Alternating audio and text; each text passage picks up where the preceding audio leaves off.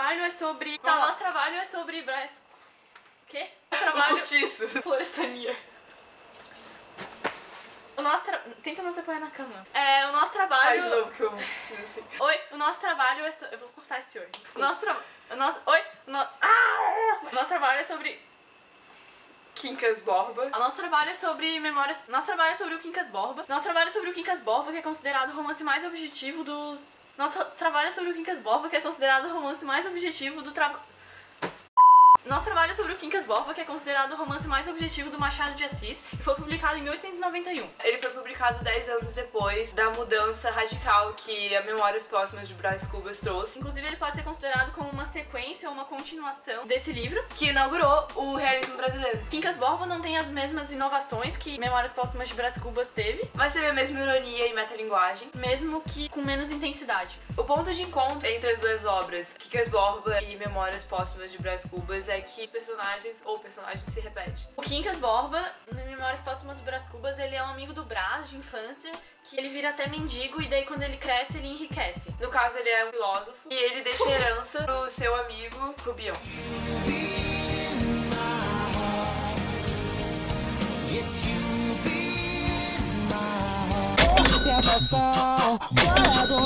Daí o Rubião é o personagem principal do livro. Além do Quincas Borba deixar a herança pro Rubião, ele também deixa os cuidados de um cachorro, chamado também Quincas Borba. Então, tipo, o dono do cachorro se chamava Quincas Borba e o cachorro também se chamava Quincas Borba. A condição pra herança é cuidar do cachorro. O Rubião vai enriquecer muito rápido e ele vai se mudar pro Rio de Janeiro.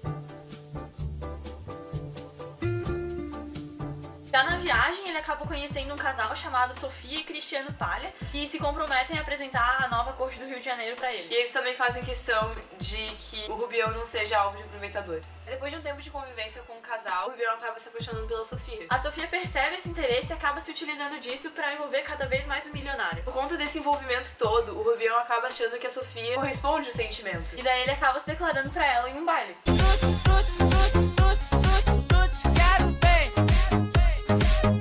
Sofia, eu sou apaixonada por você. E aí a Sofia chega pro marido e reclama. Mas aí o Cristiano tenta acalmar a esposa, porque querendo ou não, o Rubião é a fonte de renda do casal. Com isso, o Cristiano Palha acaba ficando dividido entre dois sentimentos: o ciúme que ele sente da mulher e ao mesmo tempo a dependência econômica do Rubião. O casal luta por bastante prestígio na sociedade, que é uma coisa que eles querem bastante. O que é curioso é tipo o fato do Cristiano gostar de alimentar essa vaidade por meio da mulher. Quer dizer, tipo, quanto mais a mulher é cobiçada, melhor pra ele. No caso da Sofia, por exemplo, dá pra ver muito que ela se preocupa muito com as roupas dela e com a aparência.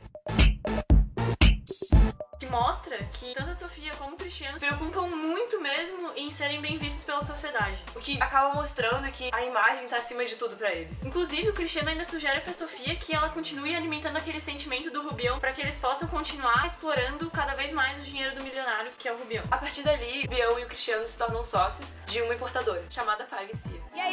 Com o tempo, o Cristiano começa a administrar todos os bens e todo o dinheiro do Rubião e as condições de vida do casal Palha, tipo a Sofia e o Cristiano, crescem tipo muito. Todo mundo consegue ver que eles estão enriquecendo. Mas aí depois disso, o Cristiano rompe a sociedade com o Rubião, dando algumas desculpas, assim. Mas na verdade o objetivo dele era continuar conduzindo os negócios, só que agora sozinho. Com isso, a Sofia também acaba se afastando mais do Rubião. Ele convida ela pra passear e ela não aceita. O Rubião fica um tempo sem ver a Sofia por causa do distanciamento deles, então ele resolve ir visitar ela na casa dela. E quando ele chega lá, ela tá de saída. Aí quando ela entra na carruagem, ele também entra.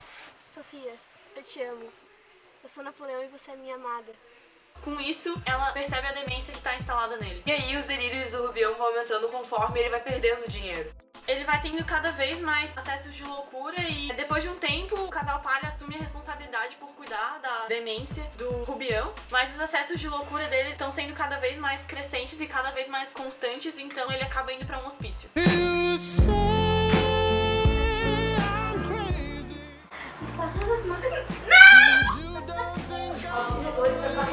Mas aí ele foge do hospício. E daí ele pega o cachorro, Quincas Borba, e foge pra Barbacena. Que é onde ele morava antes de ir pro Rio de Janeiro, em Minas Gerais. Só que daí ninguém recebe os dois, então eles acabam dormindo na rua. No dia seguinte, Rubião acaba morrendo, ainda acreditando que ele era o imperador francês Napoleão Bonaparte. Guardem a minha coroa! Ao vencedor!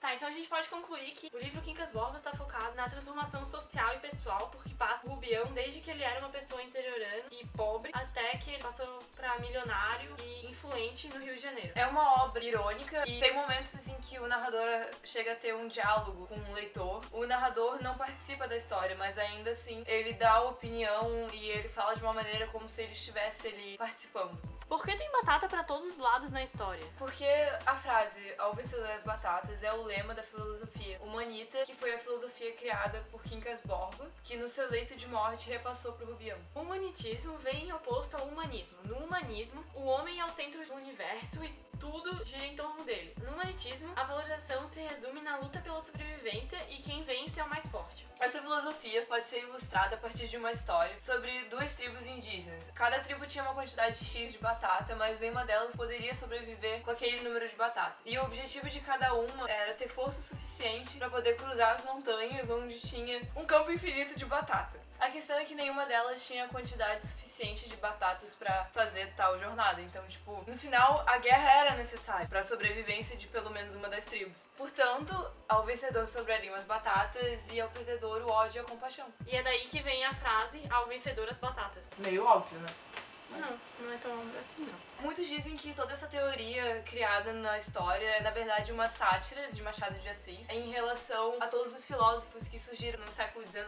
Porque pra ele, todo mundo parecia tentar ter uma explicação sobre tudo. Então a gente pode concluir que as batatas significam, na verdade, ascensão social e riqueza. No início da história, as batatas são passadas do Quincas Borba pro Rubião e depois do Rubião pro casal. Alguém teve que perder pra outro alguém ganhar. Então, tipo, o Rubião, nesse caso, foi tratado como a tribo perdedora e o Cristiano e a Sofia como a tribo vencedora, porque eles que ficaram com as batatas que significam dinheiro e ascensão social. Tá, mas se o Quincas Borba morreu logo no início do livro, por que o título do livro é Quincas Borba? O cachorro Quincas Borba é, na verdade, um elemento bem curioso da obra. Existe a teoria de que, na verdade, o cachorro Quincas Borba é a extensão do Quincas Borba homem. Tanto que, em certos momentos do livro, o próprio Rubião chega a ter certas preocupações em determinados momentos, tipo, nas ações que ele toma, por causa do cachorro. Ele vê o olhar do Quincas Borba homem no cachorro, o que acaba confirmando a teoria humanista de que um tem que morrer pro outro sobreviver. Inclusive o cachorro, depois da morte do Rubião, que até então era o seu dono, ele fica vagando pela rua e ele morre 3 dias depois. A gente queria saber um pouco mais sobre a ambição, então a gente foi pra UFSC perguntar para alunos de psicologia o que eles pensavam sobre o assunto. Eu acho que sim. Acho que é sempre possível desenvolver um amor real em qualquer tipo de relacionamento também, porque não importa a origem do relacionamento em si. Geralmente, para as pessoas que começam o relacionamento por interesse, elas tentam fazer o distanciamento emocional justamente para não interferir com os objetivos da pessoa. Para Emile Durkheim, que é um sociólogo, ele diz que tem quatro tipos de suicídio. E um deles é o suicídio anômico, que é o que acontece quando a tua realidade muda demais do dia para noite. Isso acontece especialmente em tempos de crise. Por exemplo, a crise de 29 da Bolsa de Valores de Nova York. E as pessoas, tipo, começavam a pular de prédio e tal, porque elas ficavam pobres do dia para noite, mas também acontece porque elas ficam ricas do dia pra noite.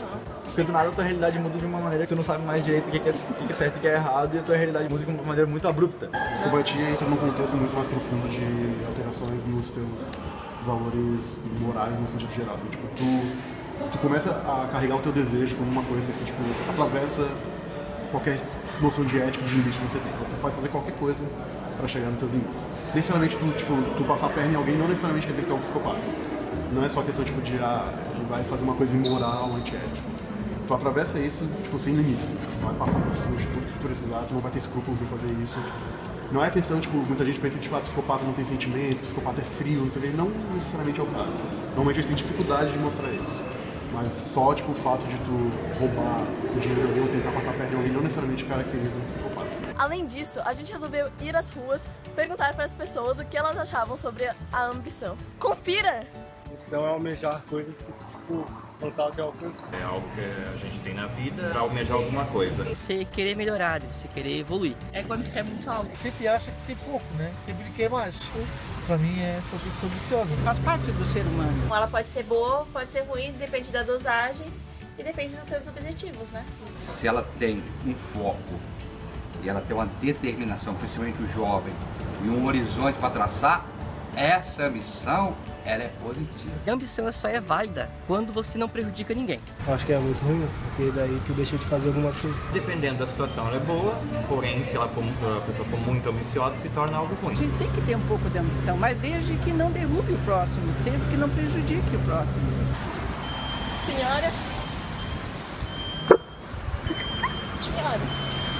Senhora? Depende do que tu quer. Se tu tá tendo ambição de conseguir uma casa, um carro, isso é bom.